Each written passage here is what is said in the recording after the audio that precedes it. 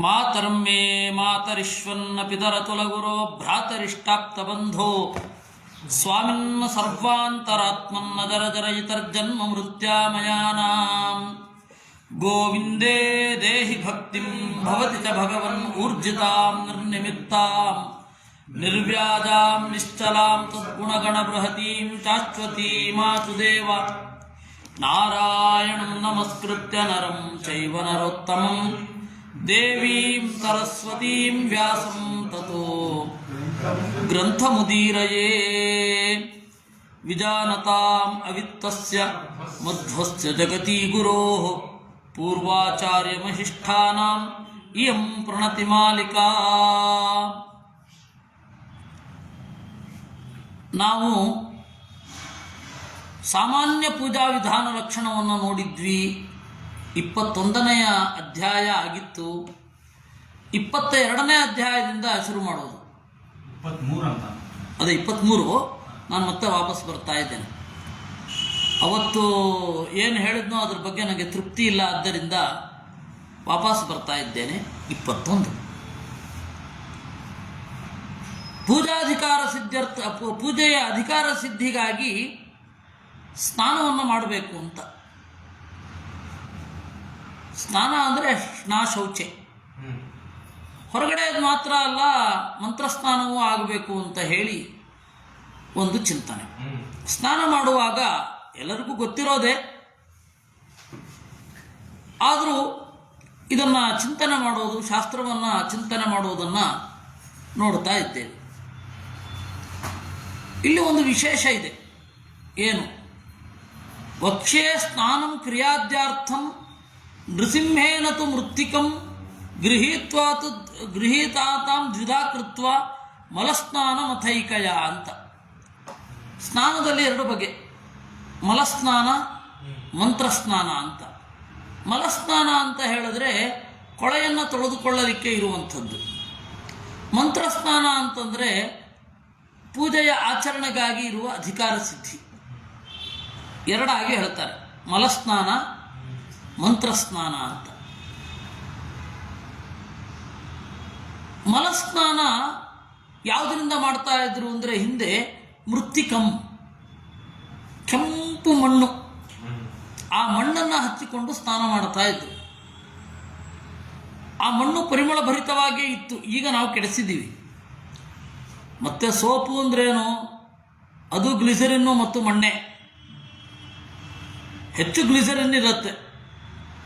ಆಮೇಲೆ ಅವ್ರಿಗೆ ಬೇಕಾದ ಒಂದು ಸ್ವಲ್ಪ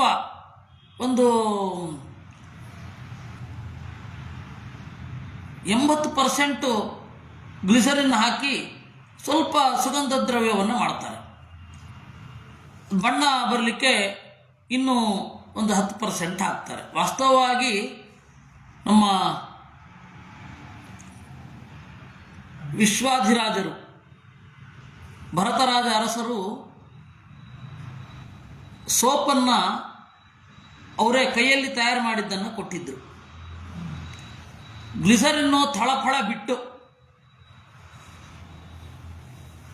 ನಾರ್ಮಲ್ ಆಗಿರುವ ಬಣ್ಣ ಇರದ ಒಂದು ಸೋಪು. ಆ ಸೋಪಿಗೆ ಬಣ್ಣ ಗಿಣ್ಣ ಅದು ಯಾವುದೂ ಇರಲಿಲ್ಲ, ಆದರೆ ಪರಿಣಾಮ ಇದಕ್ಕಿಂತ ಜಾಸ್ತಿ ಆಗ್ತದೆ. ಬೇಗ ಬೆವರುತ್ತಾ ಇರಲಿಲ್ಲ, ಬೆವರಿದ್ರೂ ಕೆಟ್ಟ ವಾಸನೆ ಬರ್ತಾ ಇರಲಿಲ್ಲ. ಆ ತರಹದ್ದು ಒಂದು ಸೋಪು. ಈಗ ಚಂದ ಕಾಣಬೇಕು, ಒಳ್ಳೆ ಪ್ಯಾಕಿಂಗಿಗೇ ಹೆಚ್ಚು ಹೋಗುತ್ತೆ. ಮೂಲ ದ್ರವ್ಯಕ್ಕಿಂತ ಪ್ಯಾಕಿಂಗು, ಅದ್ರ ಮೇಲೆ ಪ್ರಿಂಟ್ ಆಗಿರೋ ಮ್ಯಾಟ್ರು, ಅದಕ್ಕಿರೋ ರೂಪದರ್ಶಿ, ಇವ್ರದೆಲ್ಲ ಜಾಸ್ತಿಯಾಗಿ ಇದು ಜಾಸ್ತಿ ಆಗಿದೆ. ಆದರೆ ಇವತ್ತಿಗೂ ಅವತ್ತಿಗೂ ಮಣ್ಣಿನಲ್ಲಿಯೇ ಸ್ನಾನ. ಆವಾಗ ಮೃತ್ತಿಕಾ ಶೌಚ ಅಂತ ಮಾಡ್ಕೊಳ್ತಾ ಇದ್ರು, ಈಗ ಸೋಪಿನಲ್ಲಿ ಮಾಡ್ಕೊಳ್ತಾರೆ. ಇಲ್ಲಿ ಮೃತ್ತಿಕಾ ಶೌಚ ಮಾಡಿದ್ರೆ ಪೂರ್ತಿ ಗಟಾರ್ ಕಟ್ಟಿ ಹೋಗುತ್ತೆ. ಆವಾಗ ಮೃತ್ತಿಕಾ ಶೌಚ ಅನ್ನೋದು ಬಹಳ ಸರಳ. ಇದು ಮೃತ್ತಿಕಾ ಪರಿಮಳ ಭರಿತವಾಗಿತ್ತು. ಈ ಮೃತ್ತಿಕೆಯನ್ನು ಹಚ್ಚಿಕೊಳ್ಳಲಿಕ್ಕೆ ಮಡ್ಬಾತ್ ಅಂತ ಈಗ ಮಾಡ್ತಾರಲ್ಲ, ಅವಾಗ ಸಹಜವಾಗಿ ದಿವಸ ಆಗ್ತಾ ಇತ್ತು. ಅದು ಅದಾದಮೇಲೆ ಅದು ಕಡಲೆ ಹಿಟ್ಟು ಅವೆಲ್ಲ ಯಾರು ಅಂತಂದರೆ ಮನೆಯ ಒಳಗಡೆ ಅಥವಾ ಮನೆಯ ಹಿಂದುಗಡೆ ಭೋಗ ಸ್ನಾನ ಮಾಡುವಾಗ ಹಾಕ್ತಾಯಿದ್ರು. ಮಲಸ್ನಾನ ಮತ್ತು ಭೋಗ ಸ್ನಾನ ಅಂತ ಒಂದು ಬೇರೆ. ಭೋಗ ಸ್ನಾನ ಅಂತಂದರೆ ಮೈಯೆಲ್ಲ ಎಣ್ಣೆ ಹಚ್ಚಿ ಮರ್ದನ ಮಾಡಿ ಒಳ್ಳೆ ಹಗುರವಾಗಿ ಆಗುವ ಹಾಗೆ. ಆವಾಗ ನೀವು ಹೇಳಿದ ಕಡಲೆ ಹಿಟ್ಟು, ಅಂಟುವಾಳದ ನೊರೆ ಇವುಗಳನ್ನು ಹಾಕ್ತಾ ಇದ್ರು. ಅದರಿಂದ ಈ ಮಂತ್ರ ಇದನ್ನು ಮಾಡುವಾಗ ಮೃತ್ತಿಕೆಯನ್ನು ಹಚ್ಚಿಕೊಳ್ಳುವಾಗ ಒಂದು ಮಂತ್ರ ಬರುತ್ತೆ. ಉದ್ಧೃತ ಶಿವರಾಹೇಣ ಕೃಷ್ಣೇನ ಶತಬಾಹುನಾ ಅಂತ ಉಪನಿಷತ್ತಿನಲ್ಲಿ ಅದು ಬರುತ್ತೆ.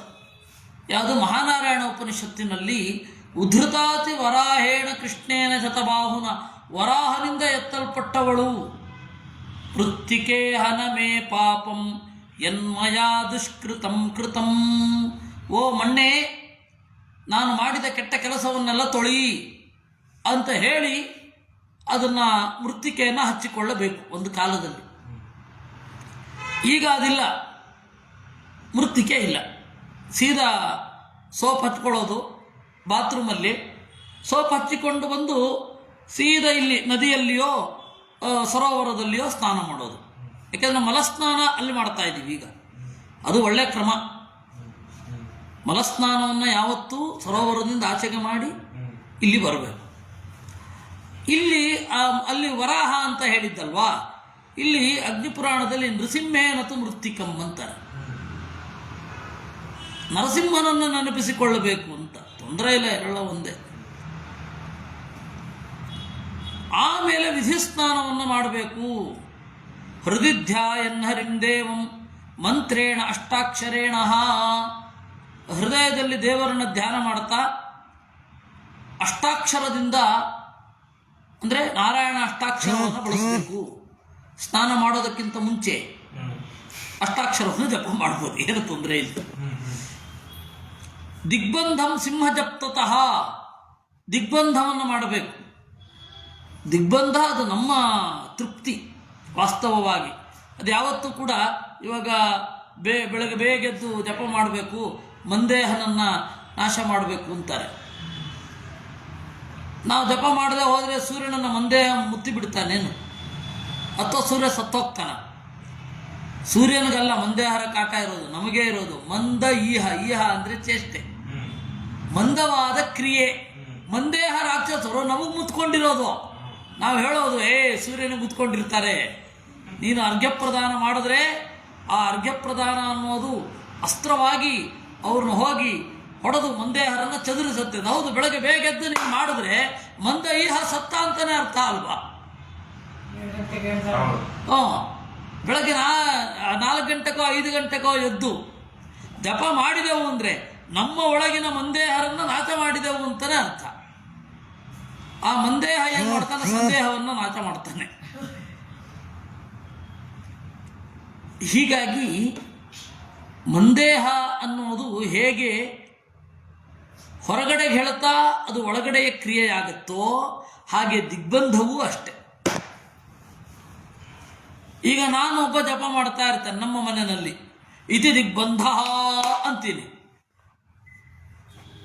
ನನ್ನ ತಮ್ಮನೋ ನನ್ನ ಅಣ್ಣನೋ ಬಂದ ನನ್ನ ಗೆಳೆಯನೋ ಜಪ ಮಾಡ್ಬೇಕಾದ್ರೆ ದಿಗ್ಬಂಧ ಮಾಡಬೇಕೇ ಮಾಡಬಾರ್ದೆ? ಮಾಡಬೇಕು. ಹೇಗೆ ನಾನು ಮಾಡ್ಬಿಟ್ಟಿದ್ದೀನಲ್ಲ, ಇವನು ಯಾಕೆ ಮಾಡೋದು? ಈ ಮನೆ ಇರೋದೇ ಇಷ್ಟು, ದಿಗ್ಬಂಧ ಅಂತ ಓಡಿಸಿದ ಮೇಲೆ ಇನ್ನೇನು ನೀನು ಜಪ ಮಾಡ್ಬೋದಲ್ಲ ಅಂತರ್ಲಿಕ್ಕಿಲ್ಲ. ದಿಗ್ಬಂಧ ಅನ್ನೋದು ವೈಯಕ್ತಿಕ. ಹಾಗೆ ಇದು ಹೊರಗಡೆಯಿಂದ ಒಳಗಡೆ ಬರುವ ಕ್ರಿಯೆ, ಅದು ನಮ್ಮ ವೈಯಕ್ತಿಕವಾದ ಕ್ರಿಯೆಯೇ ಹೊರಗಡೆಗೆ. ಇವಾಗ ಇದರಲ್ಲಿ ಸಾಲಿಗ್ರಾಮ ಶಿಲಾಯ ಅಂತ ನಿತ್ಯಂ ಸನ್ನಿಹಿತ ಕಲಿ ಅಂತಾರೆ. ಎಲ್ಲಿ ಬಂದು ಕೂತ್ಕೊಳ್ತಾನ್ರಿ ಅವನು? ನಮ್ಮೊಳಗಡೆ ಇರೋದನ್ನು ಅದು ನಿರಾಕರಣೆ ಮಾಡುವಂಥದ್ದು ಅಷ್ಟೇ. ಅದು ಸುಮ್ಮನೆ ಯೋಚನೆ ಮಾಡಿ. ಆಚಾರ್ಯ ಹೀಗೆ ಹೇಳಬೇಕಾ? ಸಾಲಿಗ್ರಾಮ ಶಿಲಾಯ ಅಂತ ನಿತ್ಯಂ ಸನ್ನಿಹಿತ ಕವಿ ಕಲಿಹಿ ಭೀಮಸೇನ ಮಹಾಬಾಹೋ ಗಣಯಾಪೋತನ ಹೇಳ್ಬೇಕು ಆಚಾರ್ಯರು. ಪುರಾಣದ್ದು ಯಾರೋ ಪ್ರಾಚೀನ ಸಂಪ್ರದಾಯದ್ದು, ಇದು ಯಾವ ಪುರಾಣದ್ದು ಅಲ್ಲ, ಯಾವ ವೇದವೂ ಅಲ್ಲ, ಯಾವ ಧರ್ಮಗ್ರಂಥಗಳೂ ಹೇಳಲಿಲ್ಲ.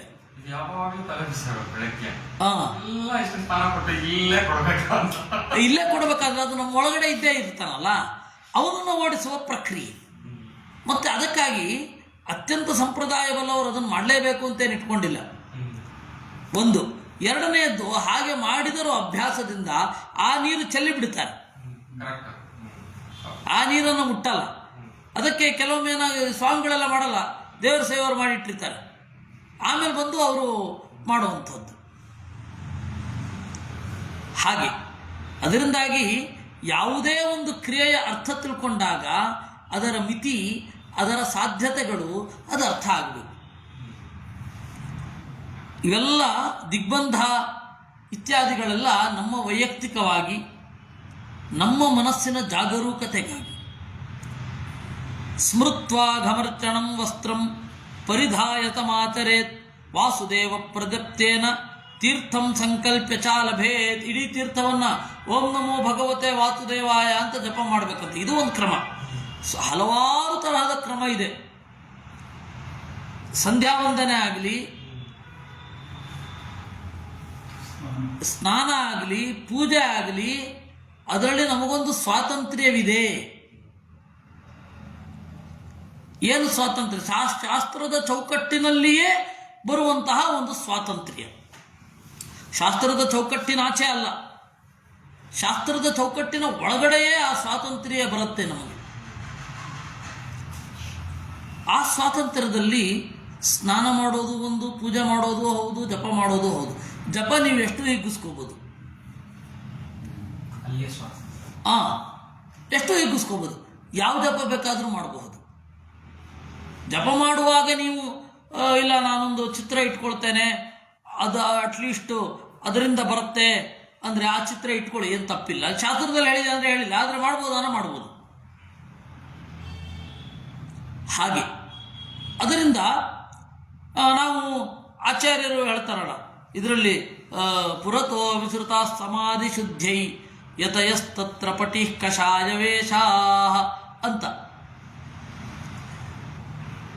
ಸಮಾಧಿ ಶುದ್ಧಿಗಾಗಿ ಅಂದರೆ ಮಧ್ವವಿಜಯದಲ್ಲಿ ಬರೋದು, ಧ್ಯಾನದ ಶುದ್ಧಿಗಾಗಿ ಮುಂದುಗಡೆ ಕಾವಿ ಶಾಟಿಯನ್ನು ಇಳಿಬಿಟ್ಟಿದ್ರಂತೆ. 13ನೇ ಅಧ್ಯಾಯದಲ್ಲಿ ಬರುತ್ತೆ. ಆಚಾರ್ಯರು ಜಪ ಮಾಡ್ತಾ ಇದ್ದವರು ಜಪವನ್ನು ನಿಲ್ಲಿಸಿದ್ದನ್ನು ನೋಡಿ ಇನ್ನು ಆಚಾರ್ಯರು ಹೊರಟರು ಅಂತ ಕಾಣುತ್ತೆ ಅಂತ ಸಹಸಾ ಉದಾಹರನ್ ಸ್ವಯೋಗ್ಯ ಮುದ್ರಾ ಯುತದಂಡಾಧಿಕ ಧಾರಣೋದ್ಯಮೇನ. ಆಚಾರ್ಯರು ರೆಡಿಯಾಗೋದು ನೋಡಿ ಅವರೇನು ಮಾಡಿದ್ರು, ಆ ಕಾವಿ ಶಾಟಿಯನ್ನು ಮಡಚಿ ಇಟ್ಟರು ಅಂತ ಬರುತ್ತೆ. ಎಲ್ಲಿ? ಮಧ್ವವಿಜಯದಲ್ಲಿ. ಆ ತರಹ ನಾವು ಪ್ರಯೋಗ ಮಾಡ್ಬೋದಾ ಅಂದರೆ ಮಾಡ್ಬೋದು, ಹಾಕೋಬೋದು. ನಿಮಗೆ ಹಾಕೊಳ್ಳಿಕ್ಕೆ ಅವಕಾಶ ಇತ್ತು ಅಂದರೆ ಕಾವಿ ಬಣ್ಣದ ಬಟ್ಟೆಯನ್ನು ಮುಂದೆ ಹಾಕಿಕೊಂಡು ಜಪ ಮಾಡ್ಬೋದು. ಆ ಪ್ರಯೋಗ ಮಾಡಿದ್ದೇನೆ ನಾನು, ಯಶಸ್ವಿಯಾಗಿ ಇದ್ದೇವೆ. ಅಂದರೆ ಒಂದು ಸ್ವಲ್ಪ ಮೂಡುತ್ತೆ. ಯಶಸ್ವಿ ಅಂದರೆ ಏನೋ ಸಾಕ್ಷಾತ್ಕಾರ ಅಂತಲ್ಲ, ಧ್ಯಾನ ಪರವಾಗಿಲ್ಲ. ಹೀಗೆ ಅದನ್ನೆಲ್ಲ ಬಳಸಬಹುದು ಅಂತ. ಅಘವರ್ಷಣವನ್ನು ಜಪಿಸಿ ಬಟ್ಟೆಯನ್ನು ಉಟ್ಟುಕೊಂಡು ವಿನ್ಯಸ್ಯ ಮಂತ್ರೋರ್ ವಿಭ್ರಾಜ್ಯಂ ಪಾಣಿಸ್ಥಂ ಜಲಮೇವಚ ನಾರಾಯಣೇನ ಸಂಯಮ್ಯ ವಾಯುಮಾಘ್ರಾಯ ಚೋತ್ಸರ್ಜೇತ್. ಆಮೇಲೆ ಆ ನೀರನ್ನು ಇಟ್ಟುಕೊಂಡು ಅಂತ ಮೂಗಿನಲ್ಲಿ ಸೆಳೆದು ಮತ್ತೆ ಮೂಗಿನ ಉಸಿರನ್ನು ಬಿಟ್ಟು ಅದನ್ನು ಒಂದು ಕಡೆ ಚೆಲ್ಲಬಹುದು. ವಾಸ್ತವವಾಗಿ ಇದನ್ನು ಸಂಧ್ಯಾವಂದನೆಯಲ್ಲಿ ಪ್ರೋಕ್ಷಣ ಆದಮೇಲೆ ಮಾಡ್ತಾರೆ. ಆಪೋಹಿಷ್ಟಾಮಯೋ ಭುವಸ್ಥಾನ ಊರ್ಜೇದಾತನ ಅದಾದ್ಮೇಲೆ ಮಾಡ್ತಾರೆ. ನೀವು ಇದನ್ನು ಸ್ಥಾನದಲ್ಲಿಯೂ ಮಾಡ್ಬೋದು ಅಂತ, ಅದೊಂದು ಕ್ರಮ.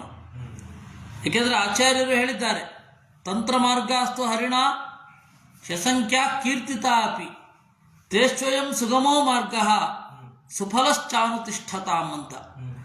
ಅಸಂಖ್ಯ ಪೂಜೆಯ ವಿಧಾನಗಳು ಅಸಂಖ್ಯ ಇವೆ, ಅಸಂಖ್ಯ ತಂತ್ರ ಮಾರ್ಗಗಳಿದೆ. ತಂತ್ರ ಮಾರ್ಗಾಸ್ತು ಹರಿಣ ಶಸಂಖ್ಯಾ ಕೀರ್ತಿತ ಅಪಿ ತೇಷು ಅಯಂ ಸುಗಮೋ ಮಾರ್ಗ. ಇದು ಸರಳವಾದ ದಾರಿ. ಸಫಲಶ್ಚ ಅನುತಿಷ್ಠತಾಂ. ಅದೇ ಆಚಾರ್ಯ ತಂತ್ರಸಾರ ಸಂಗ್ರಹದಲ್ಲಿ ಹೇಳೋದು. ಅದರಿಂದಾಗಿ ಬಹಳ ಮಾರ್ಗಗಳಿದೆ ಅನ್ನೋದಕ್ಕೆ ನಾನು ಹೇಳಿದ್ದು.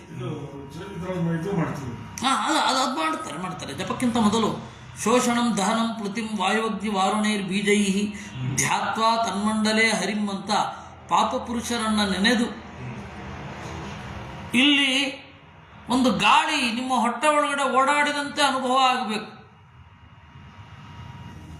ಹಾಗೆ ಅವನು ಗಾಳಿ ಇಡೀ ಅವನ ಬಲವನ್ನು ಹೀರಿದ ಮೇಲೆ ಆ ಒಣಕಲು ಕಟ್ಟಿಗೆಯಂತೆ ಇರುವ ಅವನನ್ನು ಹೃದಯಕ್ಕೆ ತರಬೇಕು.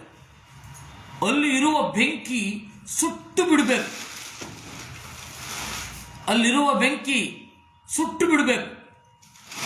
ಹಾಗೆ ಸುಟ್ಟಾದ ಮೇಲೆ ಏನಾಗತ್ತೆ, ಅಲ್ಲಿಂದ ಆ ಬೂದಿಯನ್ನು ಇಲ್ಲಿ ವಿಸರ್ಜನೆ ಮಾಡಬೇಕು. ಇಲ್ಲಿ ವಿಸರ್ಜನೆ ಮಾಡಿದ ಮೇಲೆ ವರುಣ ಇಲ್ಲಿದ್ದಾನೆ, ಅಂದರೆ ವಾಸುದೇವ ನಾಮಕನಾದ ವರುಣ, ವಾಸುದೇವನೇ ಇಲ್ಲಿದ್ದಾನೆ, ಇಲ್ಲಿಂದ ಅಮೃತವನ್ನು ಸುರಿಸ್ತಾ ಇದ್ದಾನೆ ಅಂತ ಚಿಂತನೆ ಮಾಡಬೇಕು. ಇದು ಕ್ರಮ. ಏನು ಕೇಳಿದ್ದು? ಹಾಂ, ಹೌದಾ?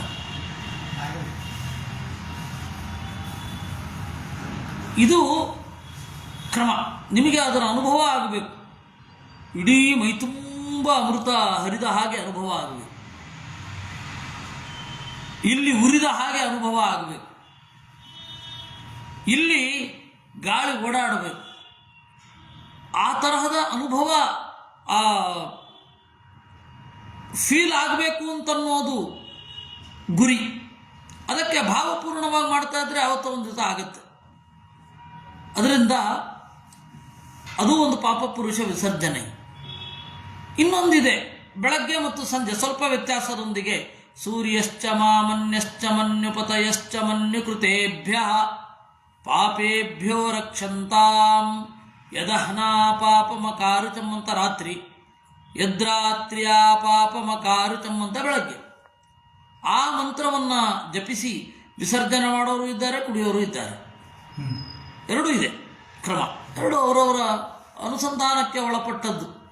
ಅದನ್ನೇನು ಅದು ಪ್ರಮಾಣ ಕೊಡಿ ಅಂತ ಕೂತ್ರೆ ಅದು ಸಿಗೋಲ್ಲ. ಅದು ಏನು ಮಾಡಬೇಕು ಅನ್ನೋದು ಪ್ರಮಾಣ ಕೊಡಿ, ಯಾಕೆಂದರೆ ಎರಡೂ ಇದೆ. ಹೀಗೆ ಈ ಮಂತ್ರಗಳನ್ನು ಜಪ ಮಾಡಿ ಅರ್ಘ್ಯವನ್ನು ಮಾಡಿ ದ್ವಾದಶಾಕ್ಷರಂ ಜಪ್ತ್ವ ಅಂತಾರೆ. ದ್ವಾದಶಾಕ್ಷರಂ ಜಪ್ತ್ವ ಅಂತ ಹೇಳಿದ್ರೆ ಸುಮಾರು ಅದೇ 12 ಅಕ್ಷರದ ವಾಸುದೇವ ದ್ವಾದಶಾಕ್ಷರ. ಆ ವಾಸುದೇವ ದ್ವಾದಶಾಕ್ಷರವನ್ನು ಜಪ ಮಾಡಿ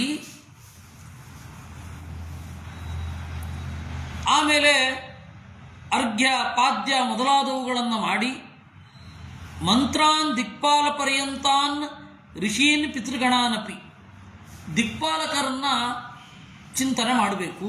ಅದೇ ದಿಂಗ್ ನಮಸ್ಕಾರ. ಆಮೇಲೆ ಆ ದಿಕ್ಕುಗಳಲ್ಲಿ ಇರುವ ಋಷಿಗಳನ್ನು, ಪಿತೃಗಳನ್ನು, ಮನುಷ್ಯರನ್ನು, ಎಲ್ಲ ಜೀವರನ್ನು, ಸ್ಥಾವರಾಂತಾನ್ ಮರ ಮೊದಲಾದವುಗಳನ್ನು ನೆನೆಯಬೇಕು. ಇದು ಸಂಧ್ಯಾವಂದನೆ ಮುಗಿಯುವ ವೇಳೆ. ಇದಾದ ಮೇಲೆ ಅಭಿವಾದನೆ ಮಾಡುವಂಥದ್ದು.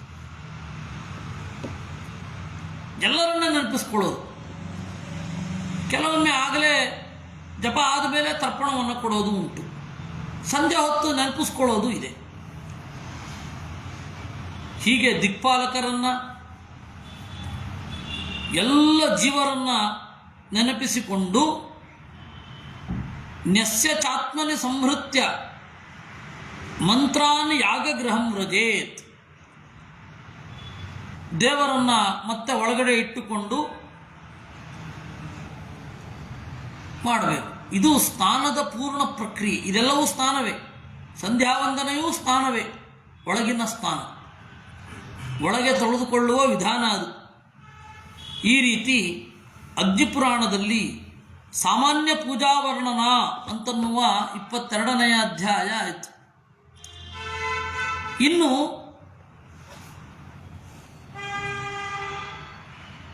ಪೂಜಾ ವಿಧಾನವನ್ನು ಹೇಳ್ತಾ ಇದ್ದಾರೆ. ಪೂಜಾ ವಿಧಾನವು ಬೇರೆ ಬೇರೆ ಬೇರೆ ಬೇರೆ ಇದೆ. ಒಂದು ಪೂಜಾ ವಿಧಾನವನ್ನು ಇಲ್ಲಿ ನಿರೂಪಣೆ ಮಾಡ್ತಾರೆ. ಏಕಾದಶ ಸ್ಕಂದದಲ್ಲಿಯೂ ಪೂಜಾ ವಿಧಾನ ಇದೆ. ಅಂದರೆ ಈ ಪೂಜೆಯ ತತ್ವಗಳನ್ನು ತಿಳ್ಕೊಳ್ಬೇಕು. ಏನು ಪೂಜೆ ಅಂದರೆ ಏನು ಅಂತ ಎಲ್ಲರೂ ಏನು ಅಂದ್ಕೊಂಡಿದ್ದಾರೆ ಅಂತಂದರೆ, ಯಾರು ಇದರ ಬಗ್ಗೆ ಹೇವರಿಕೆ ಉಂಟಾಗಿರುತ್ತೆ. ಅಯ್ಯೋ ಇದೇನು ಪೂಜೆ, ಮೂರ್ತಿ ಪೂಜೆ ಅಂತ ಹೇವರಿಕೆ ಉಂಟಾಗಿರುತ್ತಲ್ಲ, ಅವರು ತಿಳಿದುಕೊಂಡ್ರೆ ಇದನ್ನು ಚೆನ್ನಾಗಿರುತ್ತೆ. ಮತ್ತು ಯಾರಿಗೆ ಮೂರ್ತಿ ಪೂಜೆಯ ಬಗ್ಗೆ ಶ್ರದ್ಧೆ ಇರುತ್ತೆ ಅವರು ಕೂಡ ತಿಳಿದುಕೊಂಡ್ರೆ ಚಂದ. ಏನು ವಕ್ಷೇ ಪೂಜಾ ವಿಧಿಂ ವಿಪ್ರೋ ಯಂ ಕೃತ್ವಾ ತರ್ವಮಾನುಚಾತ್ ಪ್ರಕ್ಷಾಲಿತಾಂಘ್ರಿರಾಚಮ್ಯ ವಾಗ್ಯತ ಕೃತರಕ್ಷಣ.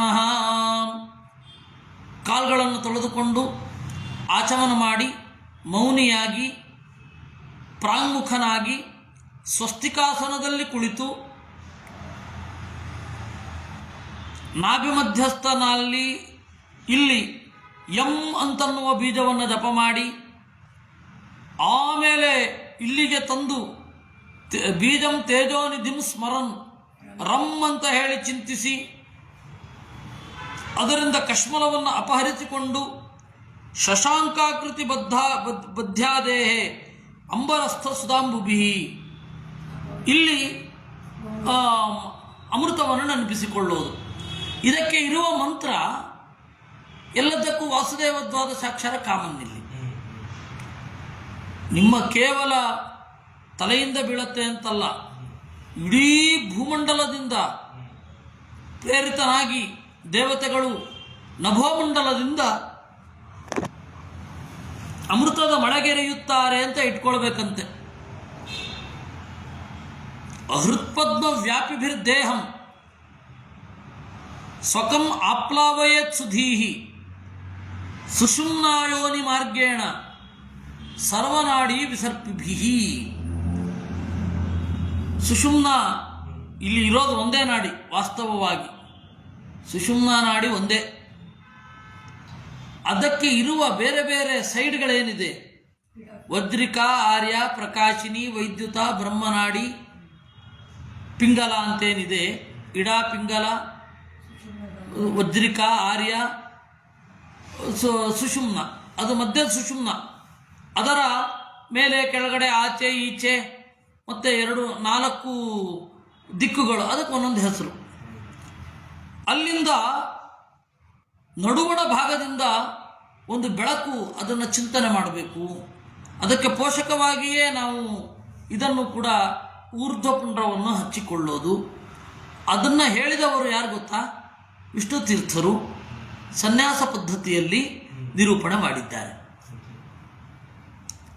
ಬಹಳ ಜನ ವಿಷ್ಣು ತೀರ್ಥರನ್ನು ಓದದವರು ಇದು ಗೋವಿಂದಾಚಾರ್ಯ ಏನೇನೋ ಹೇಳ್ತಾರೆ ಅಂತ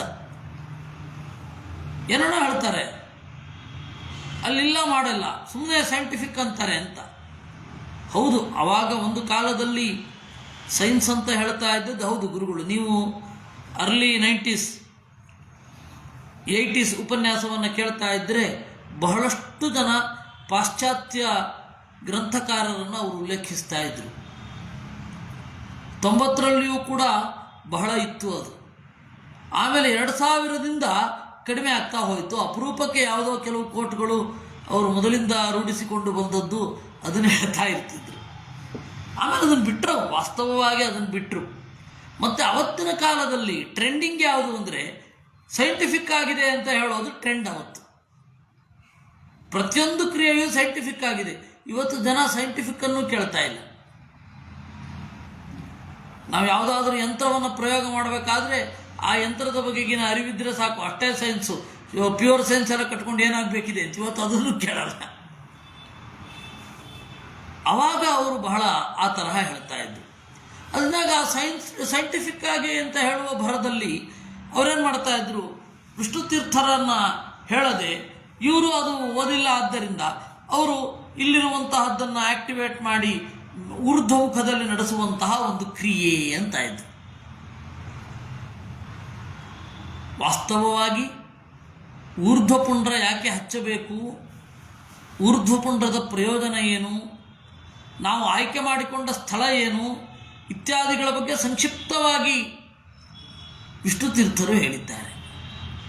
ಅವ್ರದ್ದು ಆದಮೇಲೆ ಈ ತ್ರಿಪುಂಡ್ರ ಧಾರಣೆ ಅಂತ ಒಂದಿದೆಯಲ್ಲ, ಅದು ಇಡೀ ಮೈಗೆ ಹಚ್ಕೊಳ್ಳೋದಿತ್ತು. ಫಸ್ಟು ತ್ರಿಪುಂಡ್ರ ಅಂತ ಇರಲಿಲ್ಲ. ಆಮೇಲೆ ಊರ್ಧ್ವಪುಂಡ್ರ ಎಲ್ಲೆಲ್ಲಿದೆಯೋ ಅಲ್ಲೆಲ್ಲ ರೀಪ್ಲೇಸ್ಮೆಂಟ್ ಅನ್ನೋ ತ್ರಿಪುಂಡ್ರದಿಂದ ಅಂತ ಶುರು ಆಯಿತು. ಇವೆಲ್ಲ ನಡೆಯುವ ಘಟನೆ. ನೀವು ನೋಡಿ, ನಾನು ನಾಳೆ ಪುಸ್ತಕ ಬಿಡುಗಡೆ ಆಗ್ತಾ ಇದೆ, ಪ್ರಾಯ ನೆನಪಾಯಿತು ಅಂತ ಹೇಳಿಬಿಡ್ತೇನೆ. ಇವತ್ತು ಸಂಜೆ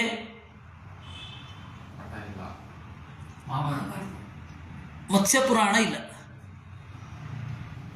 ಅದೇ ಸಮಯಕ್ಕೆ ಏನು ಮಾಡೋದು ಅಂತಂದರೆ, ರೋಹಿತ್ ಚಕ್ರತೀರ್ಥರ ಜೊತೆಗೆ ನಡೆಸಿದ ಸಂವಾದ ಇದೆ.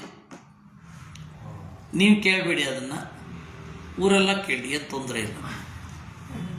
ಸಾಹಿತ್ಯದ ಬಗ್ಗೆ, ರಾಮಾಯಣದ ಬಗ್ಗೆ ಅವರು ಕೇಳಿರುವ ಪ್ರಶ್ನೆಗಳು, ಅದಕ್ಕೆ ಉತ್ತರ ನೀವು ಇಲ್ಲಿಗೆ ಬಂದರೂ ಇದರಲ್ಲೇ ಹಾಕಿರ್ತಾನೆ ಕಾಣುತ್ತೆ. ಮಂಜುನಾಥ ಕೆಲವು ಕೆಲಸಗಳಿದೆ. ಯಾಕೆ ಹೇಳಿ ಬಂದಂದರೆ, ಪ್ರಬೋಧ ಚಂದ್ರೋದಯ ಅಂತ ಹೇಳಿ ಒಂದು ನಾಟಕ, ಅದರಲ್ಲಿ ಶಂಕರರು ಮತ್ತು ಶಾಂಕರರು ಯಾವ ದೇವರನ್ನು ಆರಾಧನೆ ಮಾಡ್ತಾ ಇದ್ದು? ನಾರಾಯಣನನ್ನೇ ಆರಾಧನೆ ಮಾಡ್ತಾ ಇದ್ದದ್ದು, ಊರ್ಧ್ವಪುಂಡ್ರವನ್ನೇ ಹಚ್ಚುತ್ತಾ ಇದ್ದದ್ದು, ಭಸ್ಮವನ್ನೆಲ್ಲ ಅಲೋ ಮಾಡ್ತಾ ಇರಲಿಲ್ಲ ಅವರು. ಹೌದು, ಶಂಕರರಿಗೆ ಒಂದು ಸ್ತೋತ್ರವೇ ಇದೆ, ತ್ಯಕ್ತ ಭೂತಿಂ ನತೋಸ್ಮಿ ಅಂತ. ವಿವರಣದಲ್ಲಿ ವಿವರಣ ಪಂಚಪಾದಿಕ ಅಂತ ಹೇಳಿ ಒಂದು ಗ್ರಂಥ ಇದೆ. ಆ ವಿವರಣದ ಮೇಲೆ ವಾದಿರಾಜರದ್ದು ಒಂದು ಗ್ರಂಥ ಇದೆ. ಏನು ಗೊತ್ತಾ? ವಿವರಣ ವ್ರಣ, ವಿವರಣಕ್ಕೆ ಆಗಿರುವ ಗಾಯ. ಆಮೇಲೆ ಅದು ವಿಷ್ಣುದಾಸಾಚಾರ್ಯರು, ವಾದಿರಾಜರಿಗಿಂತ ಬಹಳ ಹಿಂದಿನವರವರು, ವಿವರಣ ವಿಡಂಬನ ಅಂತ ಒಂದು ಗ್ರಂಥ ಬರೆದಿದ್ದಾರೆ. ಅವರು ಬರೆದಿರುವ 3 ಗ್ರಂಥ, ಖಂಡನ, ಎರಡನೆಯದ್ದು ವಿವರಣ ವ್ರಣ, ಮೂರನೆಯದ್ದು ವಾದರತ್ನಾವಳಿ. ಆ ವಾದರತ್ನಾವಳಿಯನ್ನು ಗುರುಗಳು ಅವರ 30ನೇ ವಯಸ್ಸಿನಲ್ಲಿ ಎಡಿಟ್ ಮಾಡಿದ್ದಾರೆ. ಅದು ನ್ಯಾಯಾಮೃತಕ್ಕೂ ವಾದಾವಳಿಗೂ ನಡುವೆ ಇರುವಂತಹ ಗ್ರಂಥ. ಯಾಕೆ ಹೇಳಿದೆ ನಾನು ಅಂತಂದರೆ, ನೀವು ಈ ಪ್ರಬೋಧ ಚಂದ್ರೋದಯ ನೋಡಿದಾಗ ತ್ರಿಪುಂಡ್ರ ಅನ್ನೋದಷ್ಟು ಉತ್ಕಟವಾಗಿರಲಿಲ್ಲ. ಯಾಕೆಂದರೆ ಭಸ್ಮಧಾರಿಗಳನ್ನು ಬೈಯುವ ಒಂದು ಪ್ರಸಂಗ ಬರುತ್ತೆ ಅದರಲ್ಲಿ. ಯಾರು ಮಾಡೋದು? ಮಾಯಾವಾದದವರೇ ಈ ಕಾಪಾಲಿಕರು ಬೈದು ಈ ಮತವನ್ನು ಅನುಸರಿಸಬಾರದು ಅಂತ ಆಚೆ ಇಡ್ತಾರೆ. ಇದು ನಂದಲ್ಲ, ಕೃಷ್ಣ ಮಿಶ್ರರು ಅಂತ ಯಾರೋ ಒಬ್ರು ಬಂದು ಮೊನ್ನೆ, ಏನು ಸಾರ್ 3 ನಾಟಕ ಬರೆದು ಬಿಟ್ಟಿದ್ದೀರ. ನಾನು ಬರೆದಿಲ್ಲ ಮಾರ್ರೆ, ಅನುವಾದ ಮಾಡಿರೋದಂತೆ. ನಾನು ಬರೆದಿಲ್ಲ. ನಾನು ಯಾವುದನ್ನಾದರೂ ಕ್ರಿಯೇಟಿವ್ ರೈಟಿಂಗ್ ಇದ್ದರೆ ಅದು ಸೀದಾ ತೆರೆಗೆ ಬರಬೇಕು, ಆ ತರಹ ವ್ಯವಸ್ಥೆ ಯೋಚನೆ ಮಾಡ್ತೇನೆ ವಿನಃ ಪ್ರಿಂಟ್ ಮಾಡೋದೆಲ್ಲ ಮಾಡೋಲ್ಲ. ಅದು ಬೇರೆಯವರು ಮಾಡಿದ್ದನ್ನು ನಾನು ಅನುವಾದ ಮಾಡಿದ್ದೇನೆ ಅಷ್ಟೇ. ಕೃಷ್ಣ ಮಿಶ್ರರು ಮಾಡಿದ್ದು. ಅವರು ಆ ಕಾಲದ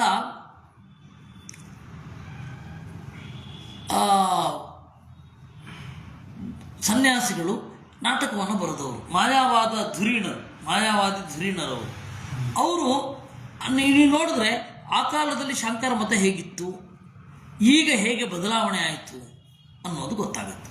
ಭಾಳ ಸರಳವಾಗಿದೆ. ನೀವು ಮೊದಲಿನ ಪುಸ್ತಕ ತರಹ ಎಕ್ಸ್ಪೆಕ್ಟ್ ಮಾಡಬೇಡಿ.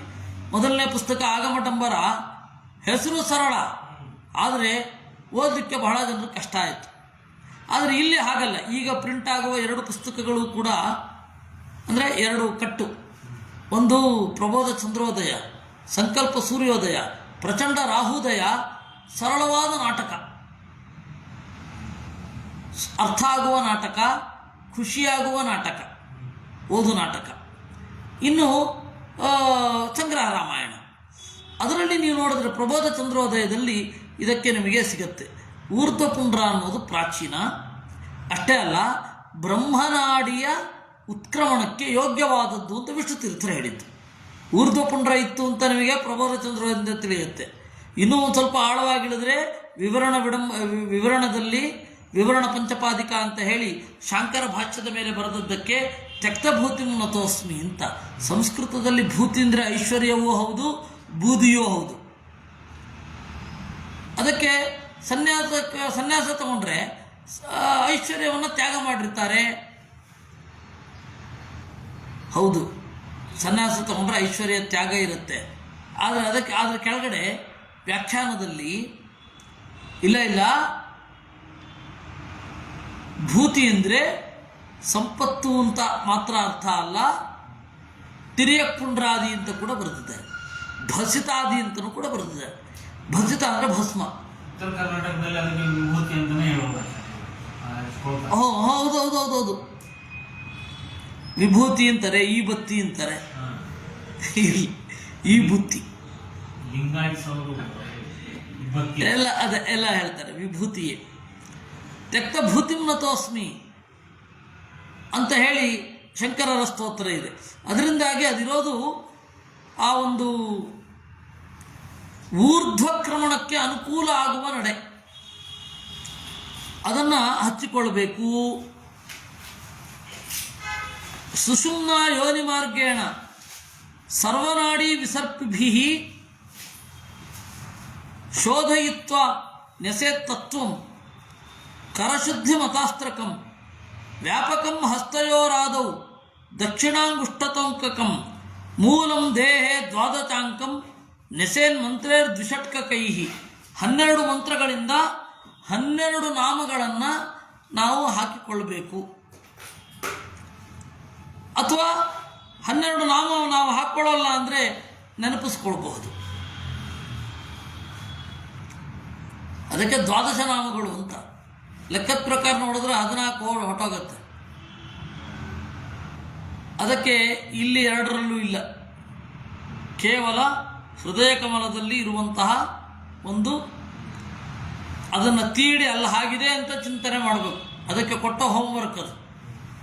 ಕೈಯಲ್ಲಿ ತಿದ್ದಿ ಈ ತರಹ ಹೃದಯ ಕಮಲ ಇದೆ, ಆ ಹೃದಯ ಕಮಲದ ಒಳಗಡೆ ನಾರಾಯಣ ಇದ್ದಾನೆ ಅಂತ ಚಿಂತನೆ ಮಾಡಬೇಕಾದದ್ದು. ಅದರಿಂದ ಹೀಗೆ ಯೋಚನೆ ಮಾಡಿ ಸ್ಮರೇದ್ ವಿಷ್ಣು, ದೇವರನ್ನು ನೆನಪಿಸಿಕೊಳ್ಬೇಕು. ಅಲ್ಲ, ನಮ್ಮ ಹತ್ರ ಈಗ ಇದಿಲ್ಲ, ಗೋಪಿ ಚಂದನವಿಲ್ಲ, ಹೀಗೆ ಮಾಡ್ಬೋದು ಅಂದರೆ ಮಾಡಬಹುದು. ಏಕೆಂದರೆ ಗೋಪಿ ಚಂದನ ಬರೋದಕ್ಕಿಂತ ಮುಂಚೆ, ಕೃಷ್ಣನ ಅವತಾರ ಆಗೋದಕ್ಕಿಂತ ಮುಂಚೆ ಇನ್ನೇನು ಮಾಡ್ತಾಯಿದ್ರು, ಇಲ್ಲಿ ಈ 12 ಜಾಗಗಳಲ್ಲಿ ದೇವರನ್ನು ಹಾಗೇ ತಾನೇ ನೆನಪಿಸ್ಕೋತಾ ಇದ್ದದ್ದು. ಅದಕ್ಕೆ ಈಗ ಒಂದು ಕ್ರಿಯೆಯ ಲೇಪ ಇದೆ ಅಷ್ಟೇ. ಅವಾಗ ವಸಿಷ್ಠರೇ ಮೊದಲಾದವರು ಮಾಡಬೇಕಾದ್ರೆ ಆ ಕ್ರಿಯೆಯ ಲೇಪ ಇರಲಿಲ್ಲ. ಇದು ಇರುವಂತಹ ವಿಚಾರ. ಆಮೇಲೆ ದೇವರ ಒಂದು ಮೂರ್ತಿಗಳ ಬಗೆಗೆ ಹೇಳ್ತಾರೆ, ಹೇಗೆ ಪೂಜೆ ಮಾಡೋದು ಅಂತ. ಅದನ್ನು ಮುಂದಿನ ಶನಿವಾರ ಆಗಲ್ಲ, ನಾನು ರಾಯಚೂರಲ್ಲಿ ಇರ್ತೇನೆ. ಮುಂದಿನ ಶನಿವಾರ 20 ರಾಯಚೂರಿನಲ್ಲಿ ಗುರುಗಳ ಕಾರ್ಯಕ್ರಮ, 21 ಗುಲ್ಬರ್ಗ, 21 ರಾತ್ರಿ ಹೊರಟು 22 ಬರ್ತೇನೆ. 22 ಮತ್ತೆ ಮಹಾಭಾರತ ಮೊದಲಾಗುತ್ತೆ. ನಾಳೆ ಇದರಲ್ಲೂ ಕೂಡ ಇದು ಇವತ್ತಾಗಲ್ಲ, ನಾಳೆ ಕಾರ್ಯಕ್ರಮವೇ ಇರುತ್ತೆ. ನಾಡಿದ್ದು ಮತ್ತೆ ಯಥಾ ಪ್ರಕಾರ ಮಹಾಭಾರತ ನಡೆಯುತ್ತೆ, ಶುಕ್ರವಾರ ತನಕ ನಡೆಯುತ್ತೆ. ಮತ್ತೆ 2 ದಿವಸ ಇರೋದಿಲ್ಲ, ಮತ್ತೆ ಸೋಮವಾರ 22ರಿಂದ ಮತ್ತೆ ಶುರು ಆಗುತ್ತೆ. ಇವತ್ತು ಸಾಯಂಕಾಲ ಇಲ್ಲ, ನಿನ್ನೆ ಹೇಳಿದ್ದೆ, ಆದರೆ ಇಲ್ಲ, ಕೆಲವು ಕೆಲಸಗಳೆಲ್ಲ ಇದೆ, ಇದಾಗಿ ಮಾಡಬೇಡಿ. ಮತ್ತು ಆ ಸಮಯದಲ್ಲಿ ಇದನ್ನು ಕೇಳುವಂತೆ ಹೇಳ್ರಿ ಅಂತ ಹೇಳಿದ್ದಕ್ಕೆ ಇದನ್ನೇ ಹೇಳಿರೋದು. ಯಾವತ್ತು ಪಾಡ್ಯ 22 ಇರಬೇಕು. ಹಾಗಾದರೆ 23 ಆವಾಗ ಅದು ಹೇಳುವ ಕೃಷ್ಣಾರ್ಪಣ. ಇವತ್ತು ಸಂಜೆ ಯಾವುದೂ ಇಲ್ಲ, ಅದೇ ಇಂಟರ್ವ್ಯೂ ಇದೆ. ಇನ್ನು 12 ಗಂಟೆಗೆ ವಿಷ್ಣು ತತ್ವ ನಿರ್ಣಯ, ಶನಿವಾರ ಪಾಠ್ಯ.